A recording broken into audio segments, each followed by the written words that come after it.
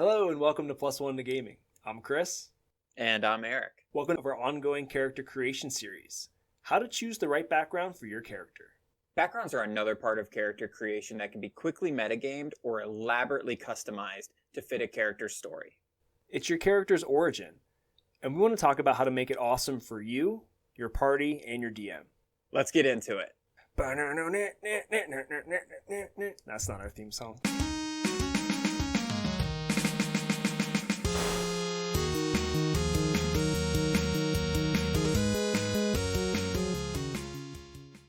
Backgrounds reveal where your character came from, how your character became an adventurer, what is your character's place in the world. So when you're thinking about background, I like to think about what led your character up to this moment. They've been doing this thing their whole life, and then there's at some point that tipping point, right? Where they choose, like, I'm not going to be doing this anymore. It's time to go off on an adventure. What was that? And I think that's really interesting because that's something that I had been putting in my character story background part that you write the page or 10 pages, however much you end up writing.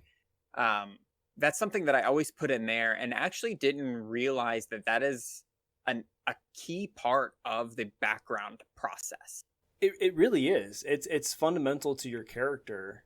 I mean, really, when you think about it, it's that character's story. At this point, there's a lot of opportunity to really lean into that and figure out and flesh that out. What is that background? And it's another way for you to highlight, how did your character acquire the skills that they have? Class plays a part of it, but so does background. Yeah. Are there different skills, habits, or other quirks that define who your character is that make up their history? That's another interesting part about backgrounds. To be kind of upfront and honest, backgrounds were a part of character creation that until very recently I had pretty much written off. But getting more into it, and even like you said, wondering how did my character get their equipment? That was never a question I thought to ask myself. So it's very interesting that the player's handbook gives you basically a step-by-step guide to answer these questions. How did your character get to be level 1, basically? What's neat about the player's handbook is it gives you some pre-generated options that you can use. You can roll a d6 or whatever it is to get a fun starting point, or you can use them as inspiration and just customize them to suit what vision you have for your character.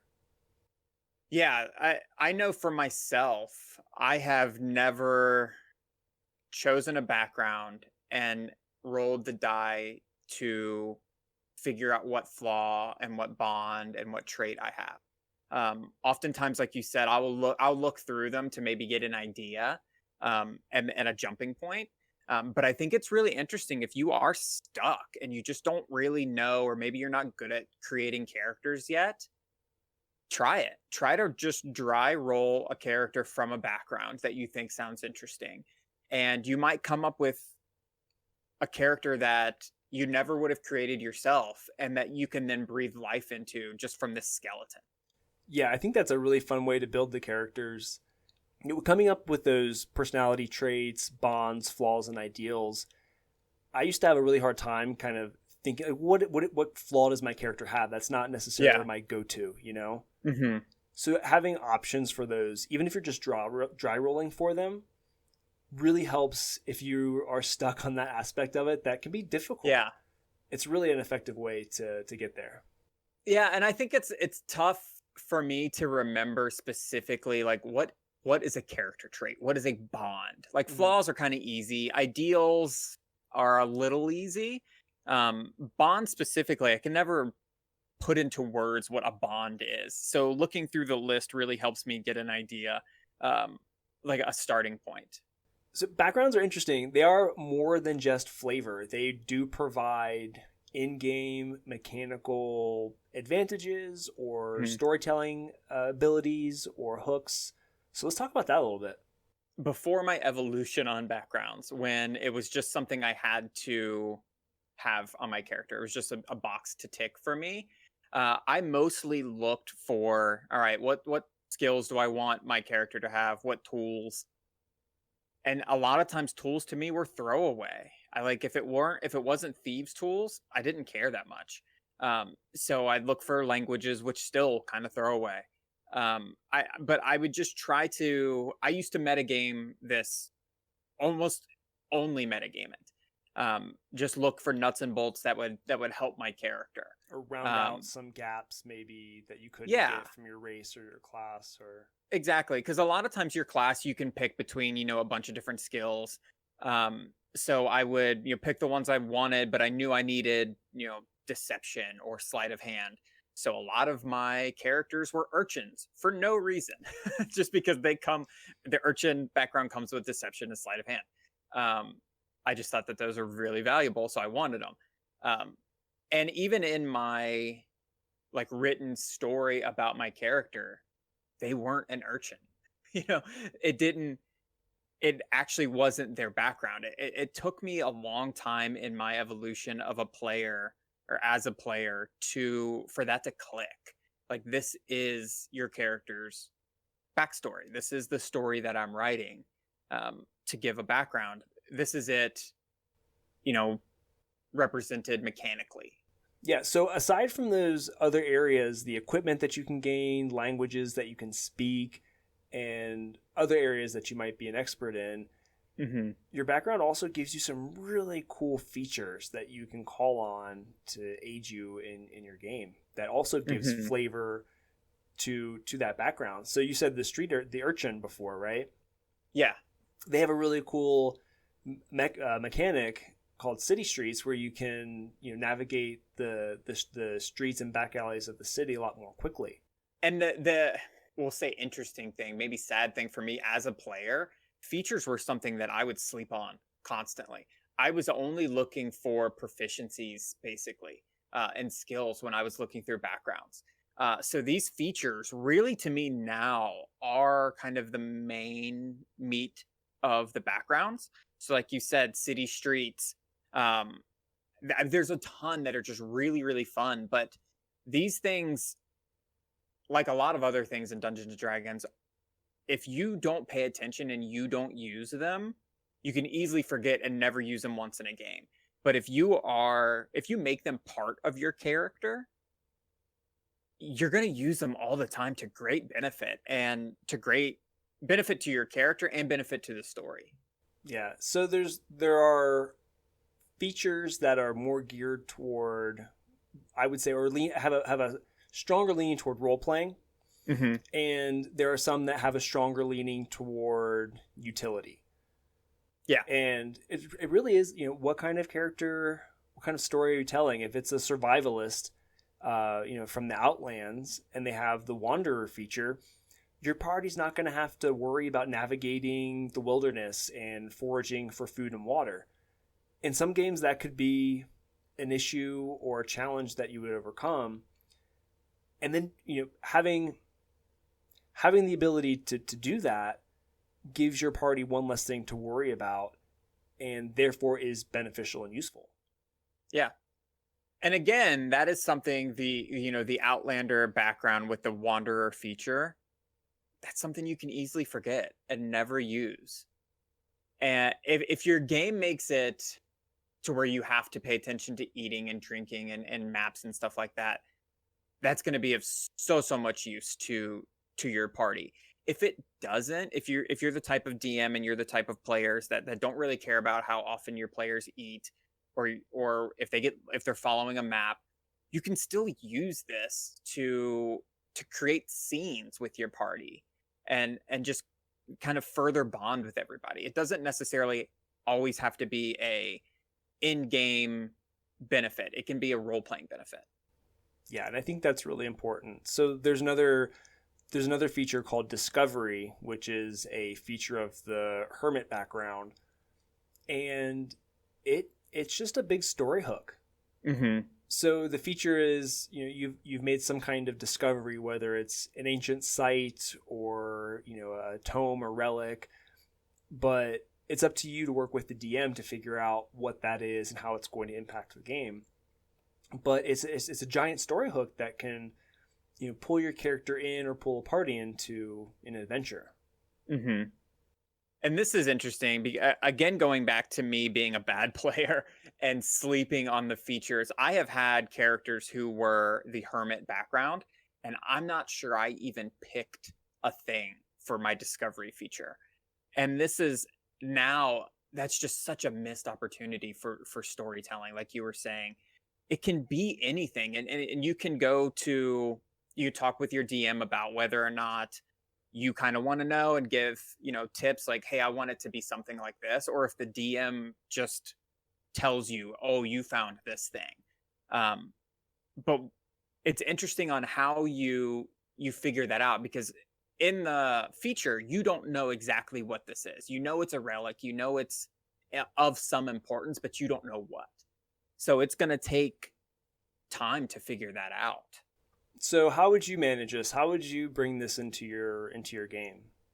If you were to going back and taking this feature again. if I could get that, if I could do over and remake that character, he was a shadow monk. I think it's interesting to, maybe his monastic tradition, or maybe his monastery was destroyed and he has a talisman. And he doesn't know what it is, but he knows, it was in the Great Hall and it was of some importance, but it was the only thing he could save. Working with the DM, you create maybe a side quest or a one shot for your character to go on a fact finding mission and maybe discover exactly what this ancient relic is. And at the end of that one shot, you discover, it's a talisman of protection, and you get a magic item basically at the end of this campaign, but it was an item you always had. You just didn't know its magical properties. And I think that's interesting because it's already going to have significance to you. And I think that is more valuable than just getting another random magic item that you're like, oh, cool. A ring of protection. Great. If your cherished relic turns into something that also then gives you in-game properties, in-game mechanical advantages, I think that's just extra cool. It's so much more flavorful. It creates a richer experience, and it can be fun for the rest of the party too. When you go from, collection of awkward strangers to tight-knit group of adventurers, when one of your teammates is in need, you want to go help them. Yeah. And it creates the opportunity for all of the characters really to have these different hooks, which I think is important as a DM to be able to be able to use those hooks to bring the characters together. You want to create opportunities for them to role play with each other and support each other. So from the DM's perspective, learning and understanding the characters' histories, their backgrounds, allows you to create stories that are going to be more meaningful to the players in the party. One of the most interesting things about a story is there has to be conflict, and there has to be growth and change in your character. If not, your characters can, crawl through the dungeon, can slay the dragon, and if at the end they haven't changed, to me, it falls flat. The story kind of falls flat. So backgrounds are an easy way for you to have a character starting point. And then in the arc of your character's life, they are going to change. They're going to have a lot of adversity thrown at them. You want to look back when your character's level 10 at your background and see, I'm a different character now. And that growth is just really important. I mean, even if you think 10 years, the person you were 10 years ago, you are different. So in these games, you should want your character to grow. And that's why these flaws and these, other aspects of your background are important to establish, because once you know what their past is, you're able to help them see, like, well, what would a desirable future for this character look like? Yeah. And then you have some sort of end goal to then begin working toward with that character. Exactly. Exactly. I think when we think about backgrounds for characters, the Punisher just came to mind. He was in the army, so he's a soldier. So he gets a lot of skills from that. But what changed him into, we'll call him an adventurer, but a hero, was, the murder of his family through gang violence. Otherwise, he would have been a content, happy father and husband. Mhm. But something changed in his life. He is now very different than he was before. He's a damaged person. He's dark and brooding. He's an anti-hero. But we really don't want him to end there. That's not the end of his story, especially for our characters. That's the beginning of your story. So if you stay that same character from level 1 to level 10, I feel like you've got a little more to work on. Yeah, from a storytelling perspective, if you're reading, say, a novel, Mm-hmm. if you're reading a character that's just doing the same things over and over again, and they're never learning from their mistakes, I'd be willing to bet you wouldn't finish that novel. There Yeah, has to be it's not a compelling character. Yes, there has to be some kind of growth. Now they can continue to fail along Yeah. the way, and those failures, if they are growing from them, turns into compelling narrative. But there has to be a development in mind for the character, and the background is a great way to give you a compass to help navigate that. Even if you don't have the full character's arc fleshed out, Mm-hmm. that's not always something we do. Yeah. That's fine. Yeah. But they give you tools to navigate that. And the past doesn't have to be. The Punisher's a great example. Bruce Wayne is a great example when you can identify a very singular moment where their entire paradigm shifted. Yeah. And set them on a different course.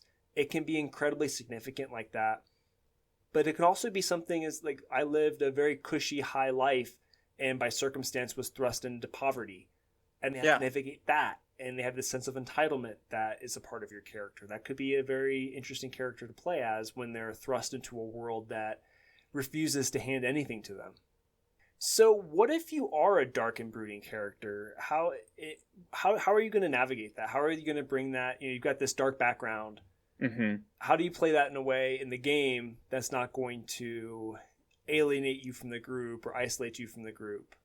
Yeah, we've talked about this before, and I know we agree. It's not fun for me as a player to play with somebody else who's the like dark loner, because it is a collaborative game. But that archetype, it's an easy archetype because we're very familiar with it. We just talked about the Punisher. We just talked about Batman. Both of them very similar characters in that they're dark and brooding and loners. You can easily start your character there. Level 1, that's who you are. You don't trust people because you've been burned before. But you have to start letting your teammates in and developing bonds with them and learning to trust again. And that can be an essential part of your character's growth, is bonding with your teammates, going through harrowing experiences, maybe saving their life or them saving your life, and then you start to open up again and things like that, and you change, and maybe your flaw was, I don't open up to people easily, and now you erase that off your character sheet. That's no longer my flaw. Now I open up to my friends easily, and you pick a new flaw or whatever it is. Especially for that specific archetype of the dark and brooding, if you are going to play it, you have to know that you're playing it and play it well, because it can easily be a turnoff for the other people at the table. Yeah, and in these in-game experiences, these role-playing experiences, if a character engages you, if you are this sort of loner or dark and brooding type character, and you shut them down, and they, after these attempts, they're not gonna try anymore. Yeah. So you have to really play that balance where if you have walls up, okay, that's fine, but if I have to solve an elaborate series of puzzles in order to get the inner workings of your character's mind, I'm not gonna do it. Bonding with your character, to me, is not the point of this game. We're trying to kill a vampire lord or whatever it is.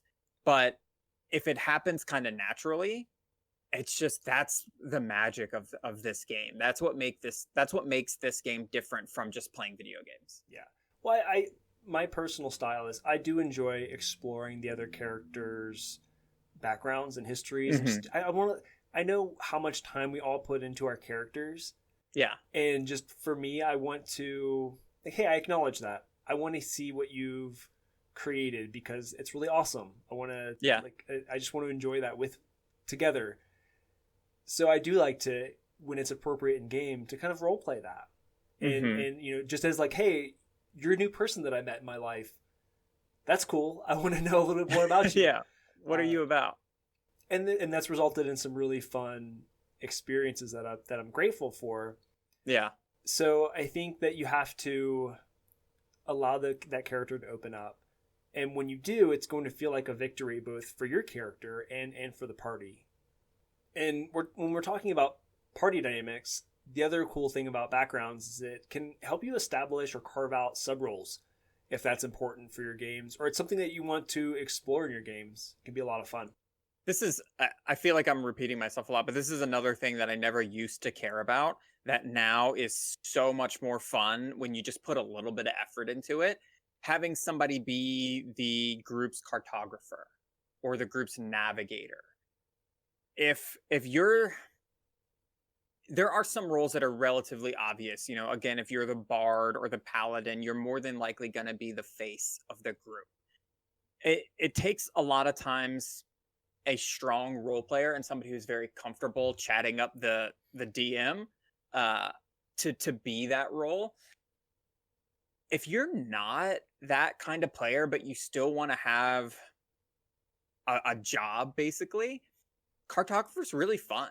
You know, drawing the dungeon as you go through. If your DM does not give you a map, you know, of the dungeon, it's really fun. We did this with the Tomb of Annihilation, and actually, Chris, you were our cartographer. We were just told, you know, 10 feet forward, you come to a left turn, and you had to draw that. So if we wanted to go back to a room, we had to look at your map. That was a lot of fun because afterwards, I was able to go back and compare the map that we had drawn with the actual Tomb of Horrors layout, and we did a really good job in terms of creating that map. And then that's a little artifact that you have from your game, which is really cool. So yeah, you can keep that with the character sheet and your notes and look back, you know, in your stack of old characters and see something that's not usual. Yeah, and there's other rules too. You know, you collect a lot of treasure and items. And I know for a lot of our games, we never really care that much about that stuff. Like, okay, cool, we got an extra 10 GP. I never really. Yeah. But that, again, different tables have different priorities and different ways that they handle the game. So having a treasurer who that's the person's job to write down everything that the group's collected, has the, you know, this sort of group treasury fund, whatever that is. Yeah. They keep track of all of that. So what do you think would be a good background for somebody who wants to be the group treasurer? Yeah, there's one of the options that comes out to mind is the guild merchant. And there's some variants in there too, but it allows you to just navigate and interact with different shopkeepers and help generate income, which is nice. But it gives more flavor to the role. It doesn't have to, doesn't necessarily have to correlate, you know, to the job. But if you do want to develop some sub roles, one way to do that, and actually, I guess the big thing is if you want to actually use some of those things, that might be a way to do it. Yeah, and it doesn't necessarily, you know, like I said, your paladin and your bard are your natural face of the party. A lot of these other ones, it doesn't necessarily have to correlate with your class. You know, the fighter could be the cartographer. Your warlock could be the guild merchant that becomes the treasurer. They don't necessarily have to go hand in hand. Yeah, it's just a fun way to add another layer of role playing or, you know, party building to the mix. And then, you know, it also contributes so much to the role playing as a whole. It is your character's origin. It's going to affect, like, their experiences, the things that they've gone through are going to shape how they view the world from now on. And that's going to shine through your character. So when you think about that, you have to think about, okay, well, you know, how are these experiences manifested in this character's actions today? So Chris, how would you go about choosing a background?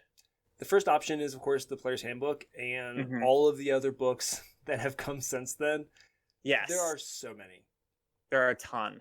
So you can look through those, and there's going to be an option that more likely than not is going to just fit your character. Yeah. But if not, you can choose your own adventure. And this allows you to basically pick any feature from the list of backgrounds. You can pick 2 skills, 2 proficiencies, or languages, and an equipment package from the backgrounds that are available, and basically create your own background, which is really cool. If there's just nothing that fits your character's story, or you really just gotta eke out every last bit of optimization from your character, that's the way to do it. Yeah, and this is a feature that I really enjoy, because again, I enjoy kind of the metagaming part of character creation, because I feel oftentimes my character's personality is very solid. So I do want to get the best out of all of these other things. And being able to kind of mix and match all of these different aspects of a background is really cool. But there are other times that I had a character who was a pirate. So the background is very easy on what he's going to be. I didn't mix and match with that. He's a pirate. So his background is pirate. Just so happened that that background was perfect for this character. And the feature was really fun. So sometimes it does just fit. Yeah, and other times it fits, but just one thing might be off. Yeah. And you can adjust it. Maybe it's just one skill or one tool. You want him to be an herbalist and not a cartographer. That's fine. This is a really neat level of customization. And now with Tasha's Cauldron of Everything, it applies that customization to a lot more areas of the character creation process. So you can build and customize your classes, racial variants and features. There's just so much you can, whatever character you can imagine, if it's not already made, you can make it. Yeah, it is a really it's game changing. We've been kind of doing this homebrew for a long time, but now there are rules as written in the core books, or in the books, for a guide for this. Yeah, and it's optional, so don't worry if you can't find the exact answer. You can make it. If you can dream it, you can do it. So Eric, when you're creating a character, how do you pick your background? This is an area of the game that I have evolved on, and we've talked about it through this entire conversation. I used to just look for the traits I wanted, the skills I wanted, and metagame it and be done. I have had characters I've built that it's obvious. Yeah, I usually have my personality first, the character I want to play first. Then I pick the class, then I pick the race, then I pick the background. I do things a little bit out of order. But I am shifting more toward having my character, then the background, and building from there instead of class and race before. So I will have my personality first, then the background, because that gives me just such a good jumping off point. And it answers to me the question that I think is the most important for creating a level 1 character. Why are you an adventurer? So having that answered, this is what I used to do, and this is why I want to be an adventurer. Because if you're level 1, you haven't been an adventurer yet. You are now becoming an adventurer. This is day 1 of your new job. Why? So having that question answered, I think just makes so much other stuff fall into place. So I think background is so much more important now than I used to think it was.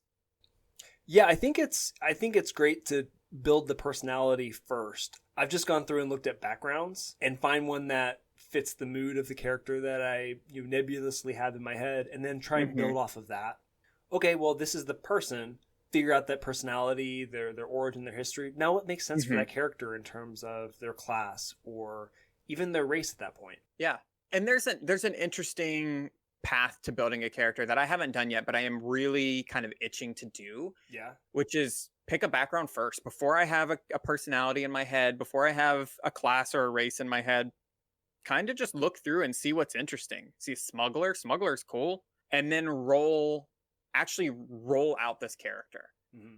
There are personality traits, ideals, bonds, flaws in every background, and they give you, a D6, a D8 that you have to roll, and then you can come up with, or you can see what your bond or flaw or ideal is. So let's say I just clicked on smuggler. If I roll a D8 on a personality trait and I get a 3, I never stop smiling. That's already kind of interesting. I don't know why yet. I'm making this character as I go. So ideals, I roll a D6, I get a 5. People, for all my many lies, I place high value on friendship. Okay, this character's starting to get a little more flesh on them. And you kind of just do that from the ground up. That's an interesting way to build a character if you don't have any, in your reserve that you want to play. If you're not good at kind of making this stuff up. And then you get to kind of answer these things later on. Why does he never stop smiling? Why is this a smuggler who's has high value on friendship? What has happened to him in the past that has bonded him with friends? And you can really make a fully fleshed character just by randomly rolling the personality traits on the background.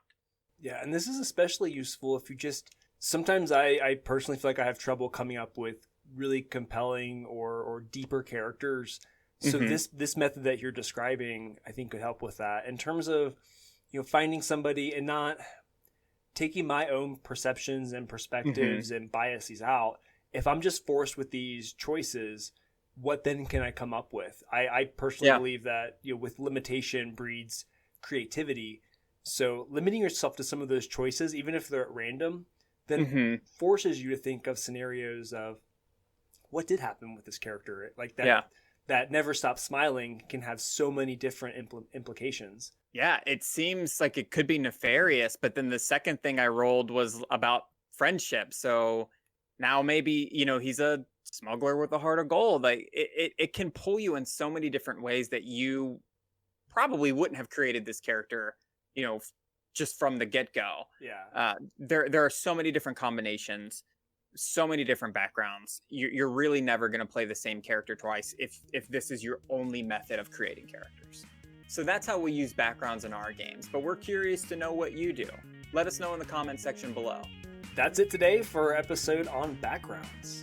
Please don't forget to subscribe to the channel if you haven't already. Click that notification bell. It updates you on new episodes and goes a long way in supporting the show. Thanks for watching. And we'll catch you next time.